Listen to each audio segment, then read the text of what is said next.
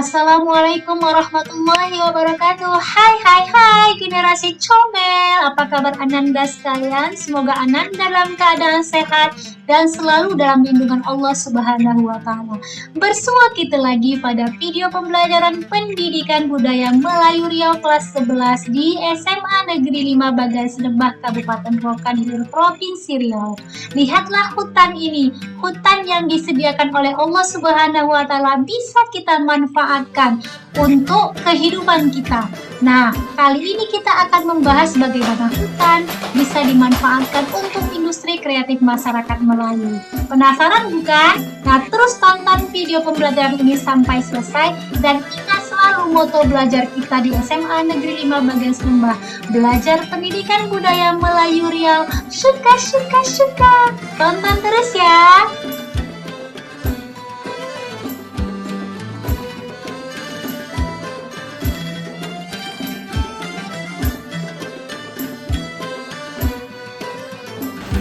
Assalamualaikum warahmatullahi wabarakatuh. Salam sehat. Bersua kita lagi pada video pembelajaran Pendidikan Budaya Melayu Riau di SMA Negeri 5 Bagas Lembah Kabupaten Rokan Hilir Provinsi Riau. Apa kabar Ananda semuanya? Semoga kita dalam keadaan sehat dan selalu dalam lindungan Allah Subhanahu wa taala. Pada video pembelajaran kali ini, kita akan membahas industri kreatif masyarakat Melayu Riau bidang perhutanan. Pada video pembelajaran sebelumnya, kita sudah membahas industri kreatif masyarakat Melayu Riau di bidang perkebunan dan di bidang perikanan. Kali ini kita akan membahas tentang industri kreatif masyarakat Melayu Riau di bidang perhutanan. Sebelum kita membahas materi ini lebih jauh lagi, ada baiknya Ananda memahami terlebih dahulu apa yang menjadi tujuan belajar kita kali ini. Yang menjadi tujuan pembelajaran kita adalah Ananda diharapkan dapat mengidentifikasi industri kreatif masyarakat Melayu Riau, khususnya di bidang perhutanan. Apa itu industri kreatif masyarakat Melayu Riau di bidang perhutanan? Nah, industri kreatif masyarakat Melayu Riau di bidang perhutanan adalah kreativitas khasnya orang-orang Melayu yang bersumber dari kearifan lokal atau local wisdom dalam menciptakan produk-produk kreatif berlandaskan budaya Melayu yang berbasis sumber daya alam dengan bahan baku berasal dari hutan atau lingkungan sekitar hutan. Hasil hutan yang menjadi industri kreatif tradisional Melayu umumnya dibuat untuk peralatan rumah tangga, alat-alat pertanian, peralatan penangkapan ikan, dan makanan. Nah, peralatan rumah tangga dan makanan umumnya dikerjakan kaum perempuan, sedangkan alat-alat pertanian dan peralatan perikanan dikerjakan oleh kaum laki-laki.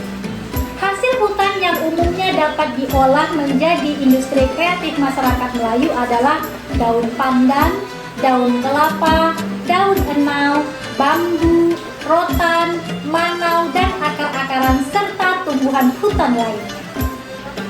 Nah, sekarang mari kita bahas satu persatu industri kreatif masyarakat Melayu Riau di bidang perhutanan dalam bentuk peralatan rumah tangga dan alat pertanian. Yang pertama, anyaman pandan. Bahan baku anyaman pandan adalah daun pandan yang banyak tumbuh di dalam hutan. Keterampilan menganyam diwariskan secara lisan sehingga bentuk dan jalinan cenderung tidak berubah. Hasil menganyam tidak hanya memenuhi nilai fungsional saja, tetapi juga dihiasi dengan motif yang mengandung nilai-nilai tertentu. Motif yang sering digunakan adalah motif lipat atau lebih, motif gigi hiu, motif garis putus, motif tepi bengke, motif belah ketupat, motif tulang belut, motif kotak-kotak, motif pedang-pedang, dan motif insang pari. Nah, produk anyaman pandan ini hasilnya dapat berupa yang pertama tikar pandan. Nah, tikar pandan biasanya dibuat dari pandan jenis rumbai atau mengkuang atau pandan berduri. Memiliki beberapa bentuk dan ukuran sesuai kegunaannya. Misalnya tikar untuk tempat duduk, alas tidur, sajadah, dan sebagainya. Beberapa jenis tikar dihiasi dengan motif dan warna tertentu. Nah, cara pembuatan tikar pandan. Pandan sebelum dianyam menjadi tikar terlebih dahulu dibelah-belah, kemudian dijemur hingga kering. Untuk tikar yang dihiasi motif warna tertentu, beberapa helai diberi pewarna. Setelah itu, helaian pandan dianyam sesuai motif dan ukuran yang diinginkan. Berikut proses membuat tikar pandan. Pertama, kita mencari pandannya terlebih dahulu, kemudian pilih pandan yang bagus, kemudian potong daun pandan sesuai dengan ukuran yang diinginkan. Kemudian diam di api agar duri-duri pada pandan hilang. Kemudian setelah didiamkan, raut atau belah daun-daun pandan sesuai ukuran yang kita inginkan.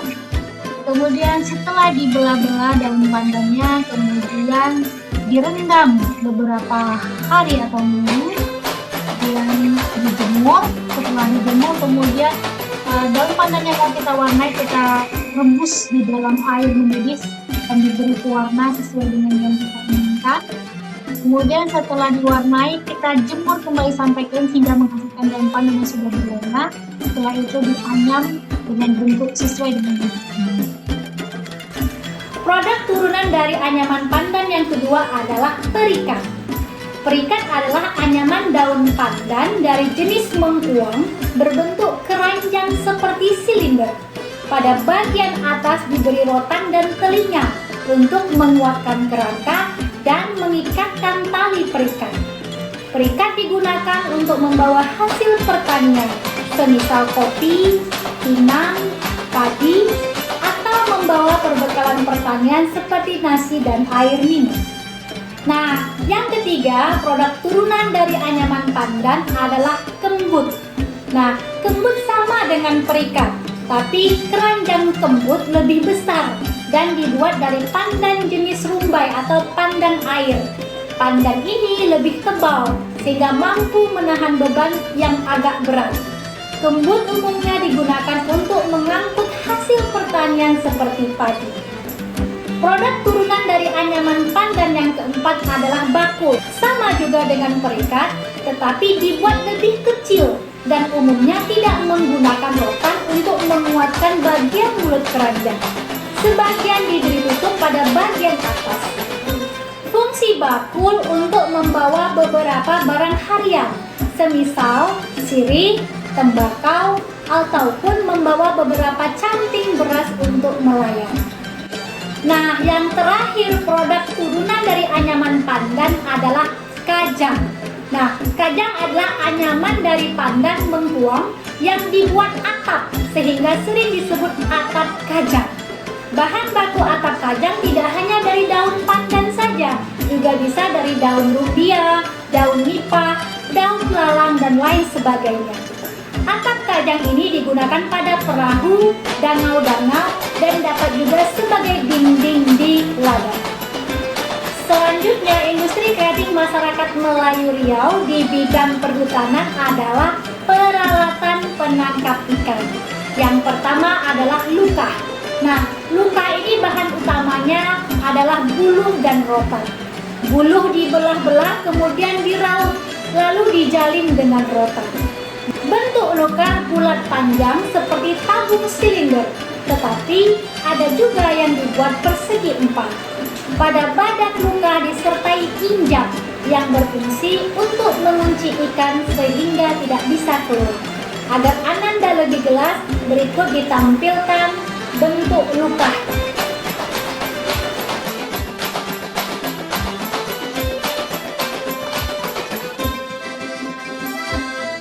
Alat penangkap ikan yang kedua adalah bubu.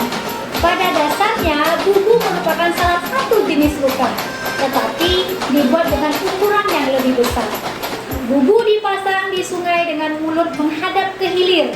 Ikan hasil tangkapan bubu berjenis ikan besar seperti tapah, ikan lemak, belida, dan patin. Agar ananda semakin lebih jelas, berikut saya tampilkan video bagaimana cara memasang bubu. Berikut tutorial memasang bubu.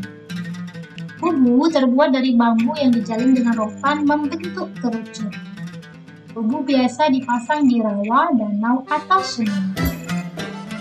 Bubu dipasang menghadap ke hilir dan ditenggelamkan ke dasar di tempat yang agak lembut atau berarus.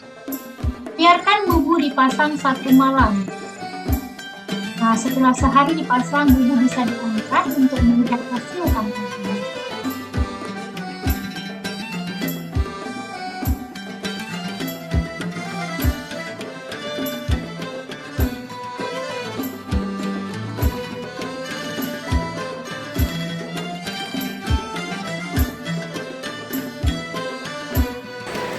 Nah, industri kreatif masyarakat Melayu Riau yang terakhir adalah makanan dan minuman. Pemanfaatan hasil hutan untuk membuat makanan dan minuman bisa dilakukan tanpa pengolahan ataupun melalui pengolahan secara sederhana. Beberapa hasil hutan tersebut semisal madu, asam kelubi, beruk-beruk atau periuk beruk, asam-asaman, atau buah-buahan lainnya.